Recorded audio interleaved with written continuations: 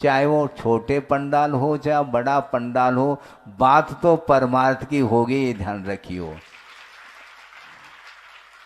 लौकिक क्षेत्र की बात यहाँ पर संभव ही नहीं है।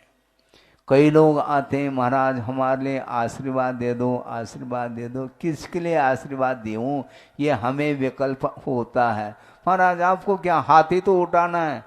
हाँ, हाथी उठाना है क्या घोड़ा उठाना है, समझ में नहीं यार। क्या हाथी तो उठाना है महाराज, हाथ तो उठाएंगे। समस्या ये है हमारे सामने कि आप किसके लिए आशीर्वाद मांगना चाहते हैं। दुकान मकान फैक्ट्री इत्यादि को लेकर के आप यदि मान लो आशीर्वाद चाहेंगे तो उसकी पूर्ति तो भगवान भी नहीं कर पाएंगे, ये ध्यान रखो।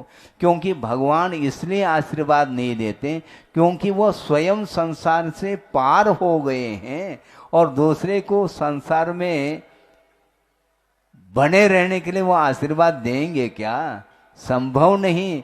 वो मोक्ष मार्ग पर प्रशस्त जो मार्ग बना हुआ है उस पर कोई आरूढ़ होना चाहता, उसके लिए तो भगवान भी आशीर्वाद दे सकते हैं, वैसे देते नहीं हैं। इसके उपरांत भी उनकी आराधना करने से हमारा कार्य संपादित होता है, किंतु मोक्ष मार्ग संबंधी कार्य को संपादित करना है तो भगवान के चरणों में जाने की आवश्यकता है।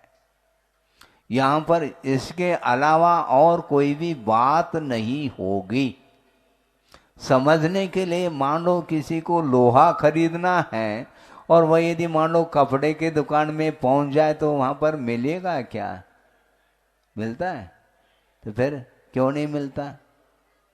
अलग अलग है दुकान, अलग अलग दुकान है, तो वहाँ पर जिस दुकान में आप जाना चाहो उस दुकान में वही चीज़ मिलेगी जिस संबंधी वह दुकान खुली है।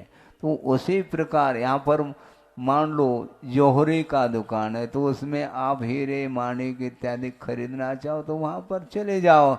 ऐसा थोड़ी कि पान के दुकान में चले जाओ तो हमें माणिक चाहिए मोती चाहिए कह दो तो मिल जाए, हैं? पूरा वो अपने पान का दुकान जो है ना, क्या है, ऐसे कई दुकान खरीद लो फिर भी पन्ना हीरा इत्यादि के बराबर उसकी संपदा नहीं मानी जाएगी। इसलिए आप मोक्ष मार्ग की बात करते हो तो खाली बात करने से काम नहीं चलने वाला, कार्य करने की आवश्यकता है।